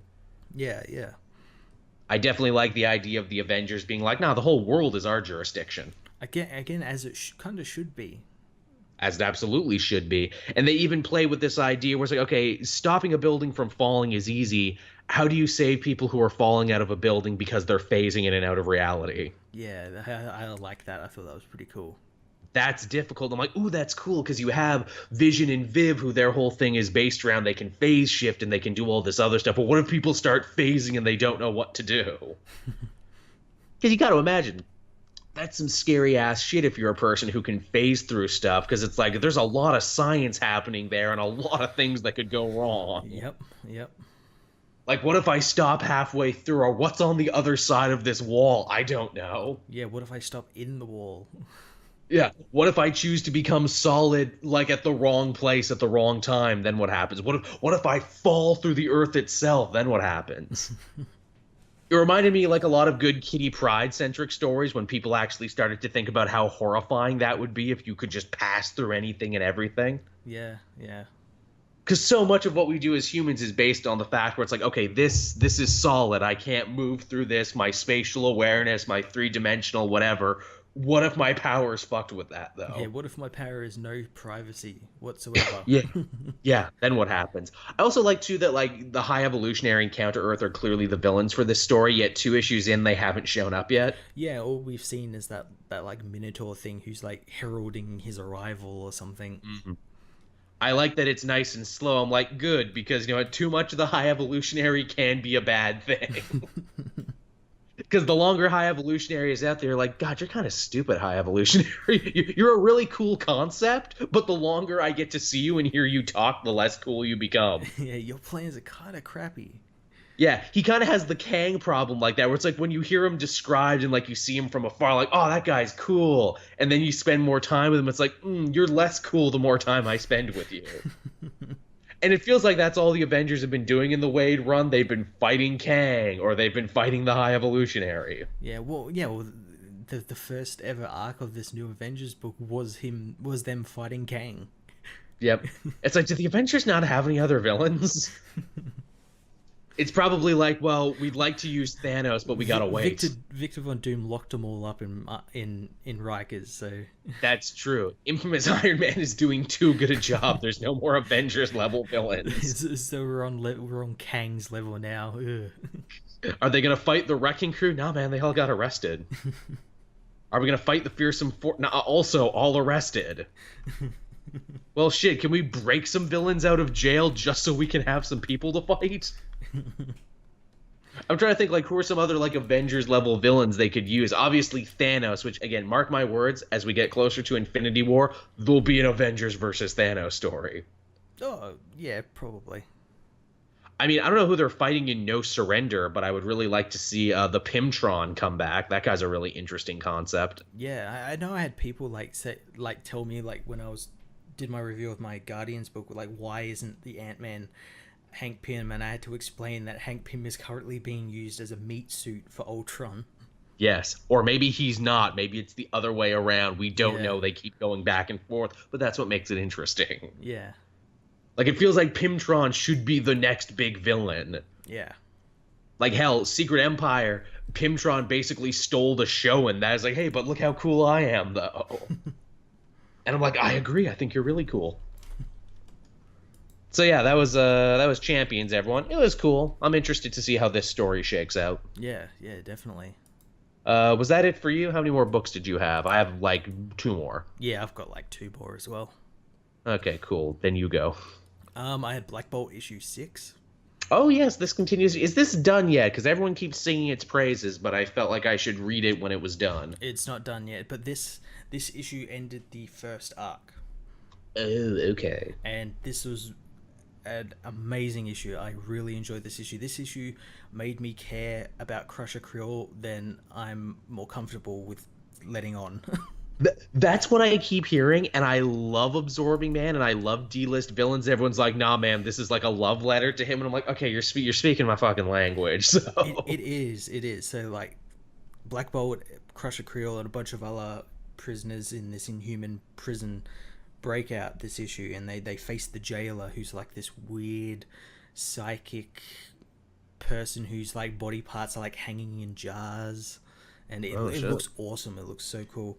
And to defeat him, they need to get close to him, and to get close to him, they need someone who'll be able to take a power to him to get through his shield and let him feed on their mind. right. And to do that, they send Crusher Creel in, but they don't just send him in. They send him in with Black Bolt's powers. Oh shit. Black Bolt, it's actually really smart how they do it. They make Black Bolt use his powers on Crusher. Because of Crusher's abilities, his body is able to take on the attributes of Black Bolt's voice.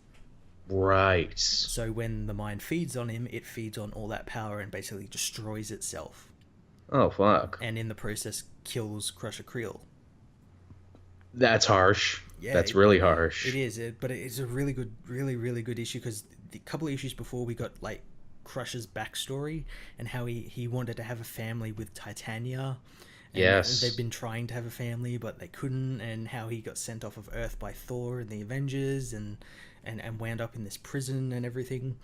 That's been a long ongoing story. Heck, even in that Yeah. Illuminati thing, we got to see that problem from Titania's point of view, how she's like, I always keep trying to build a life with this guy.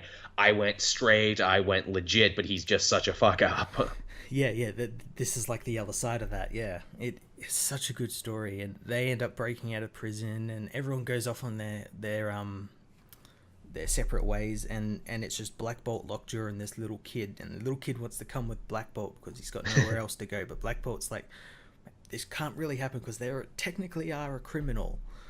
But then he realizes that like this prison that his people made, and that he put all like horrible shit in it, and it affected this kid so much that he's like, oh, I'll take him on. I'll let love dictate what I do next instead of what I would do as a king.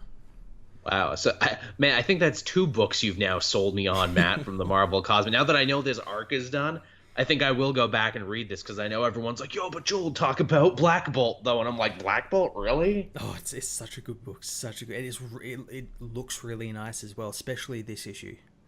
I know there was a lot of buzz around the writer from this one, Saladin Ahmed, who's a Lebanese, Egyptian, Irish, Polish writer of poetry and stuff, who started writing comics now, and everyone's like, oh, we think he's going to be like the next big thing. He's going to be like the next big breakthrough talent. And one of the bigger gambles that Marvel has been taking right now, it was like him and Ta-Nehisi Coates and the guy who's writing Falcon right now, where it's like, oh, we grabbed these guys from like different not like traditional comic writing mediums, Yeah, but they like superheroes and they have interesting shit to say. yeah, yeah.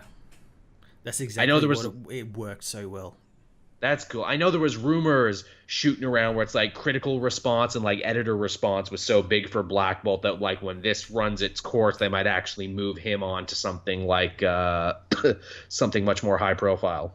Yeah, well, that's the thing. Like, I imagine like Black Bolt was meant to be a bit high profile with the TV show and everything, but that never really happened. And he's probably going to make the character high profile with this because this was a really good comic and it's continuing on. I think he's still writing it, but I don't really know where it's going to go. Whether it's going to like mold into like Royals with what Right. Royals is doing because.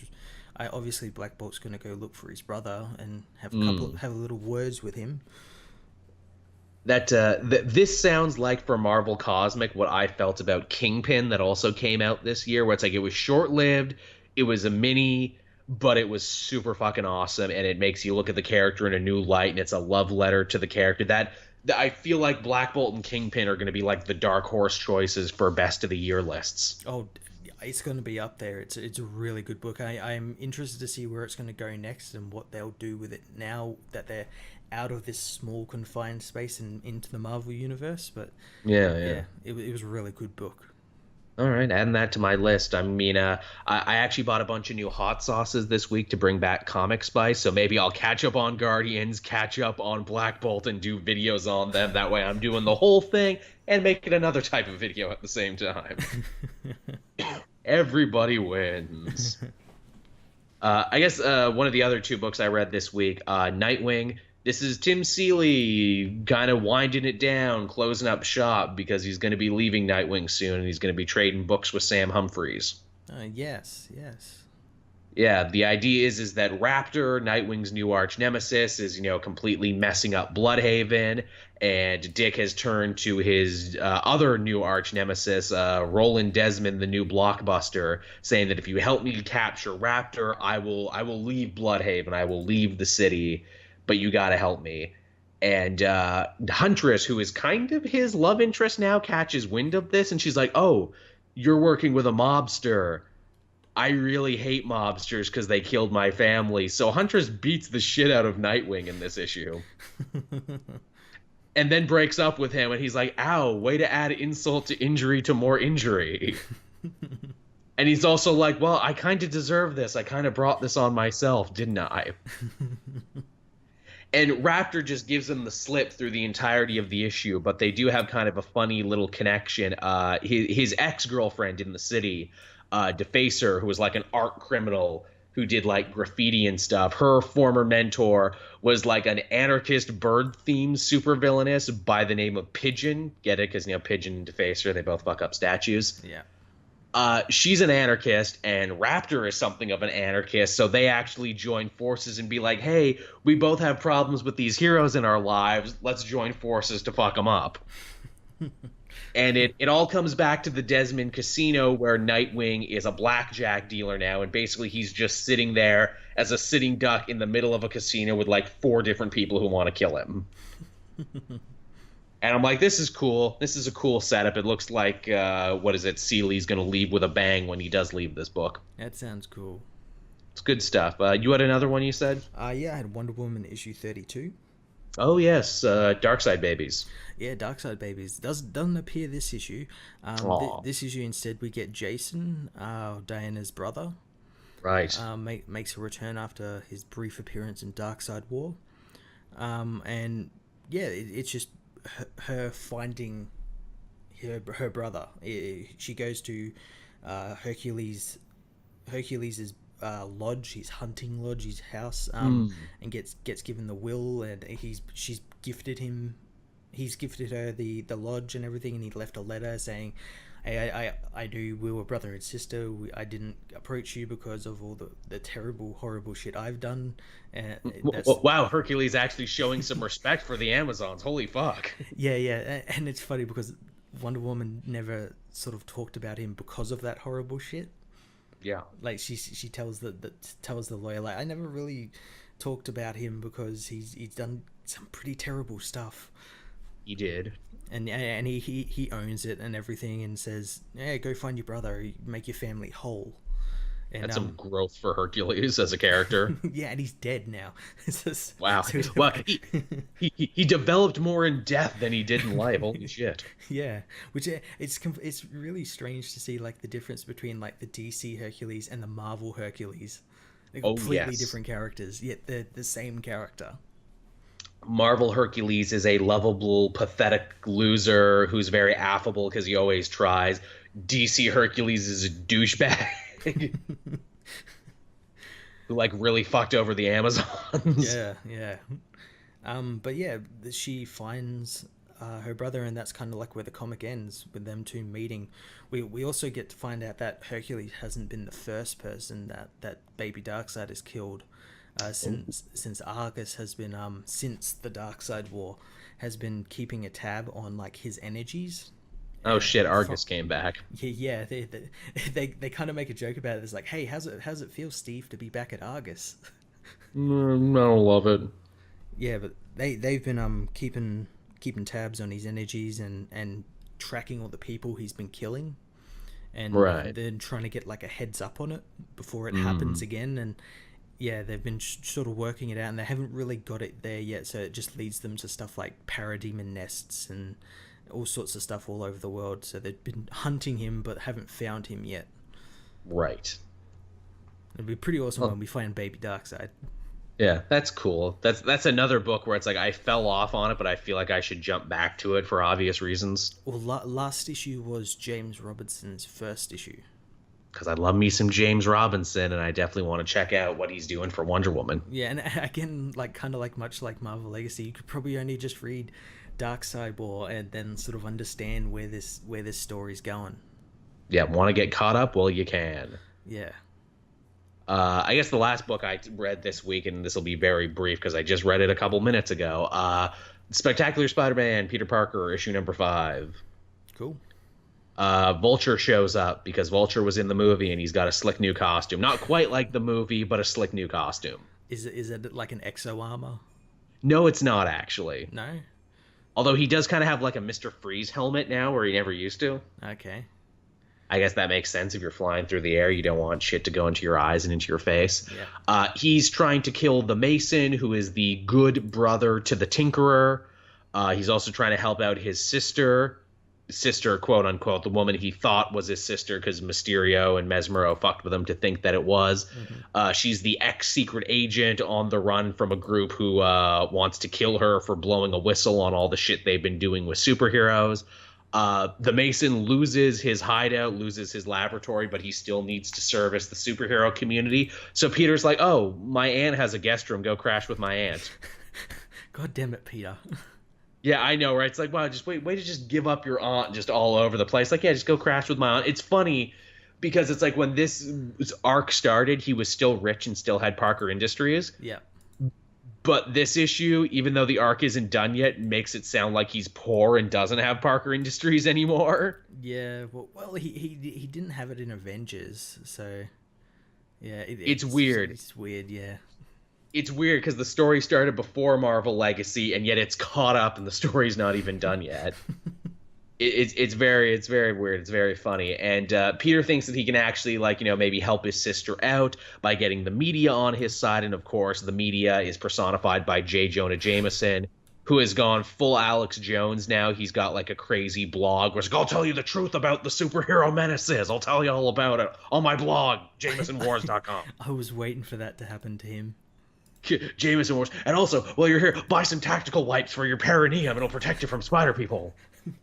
I'm just gonna put tinfoil on my head. That's coming next. And Peter's like, well, okay, look, Jameson, if you can help get the word out about my sister and how she's being, tracked by these people who are clearly, evil spies and everything, I will get you a sit-down interview with Spider-Man. You can ask him any question you want. You can get a sit-down interview with Spider-Man, and that's basically where the comic ends, building up to this big thing like, oh, shit, how crazy is this going to be, Jameson getting to talk to Spider-Man? That's going to be pretty cool. That will be funny, and because it's Chip Zdarsky, I'm sure it will be a laugh. Oh, yeah. I'm sure there'll be lots of jokes in there. Definitely. I'm interested in it. So, yeah, that was my last book for the week. Yeah, that sounds good. Yeah, and I suppose with that, everyone, we can start winding down the show. Anything else you want to say, Matt? Any topics? Anything you want to direct people towards? Coming up later this week, I'll have my review of Thor Ragnarok up. Ooh, you get to see it first. Yeah, I get to see it in work permitting 2 days a day. Lucky bastard. Yeah, I was gonna go to like the preview screening, but like they somehow like changed it so like all preview screenings now start at like 9 o'clock at night. So I'm like, oh, I'm not on a weekday as well. So That's a bit of a thing. like, yeah, I'm not gonna be going to that. I don't think. Reviews are good. It's getting a lot of solid reviews. It looks like a really good movie. It does. People are saying it's the best Thor. People are saying that it actually gives Guardians a run for its money in terms of being the funniest comic book movie. Yeah, oh, can't say that word. Can't say fun.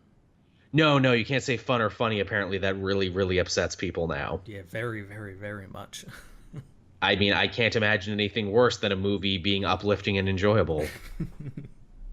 I mean, oh my God, you had a good time at that movie? What the fuck is wrong with you? I know when I go to the movies and want to escape reality, I look for downtrodden, dark, grim, dark, gritty movies. I don't want fun. What is it fun?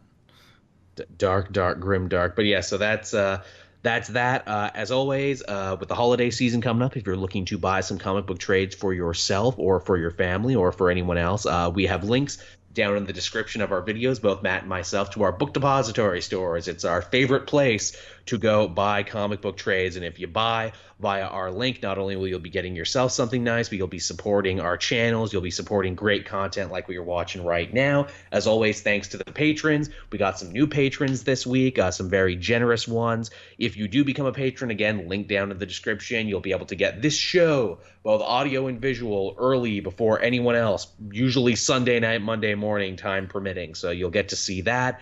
You'll get to see a bunch of other content, podcast, everything that we just put up there. You can get it supports us, supports keeping content like this, lets this be our jobs, which is always good and which we always appreciate and are always thankful for. Yep. And yeah, that's pretty much it. So again, thank you everyone for listening. This has been the Comic Multiverse. I've been Joel. I'm Matt. And we will see you all next week. Bye-bye. Bye, everyone.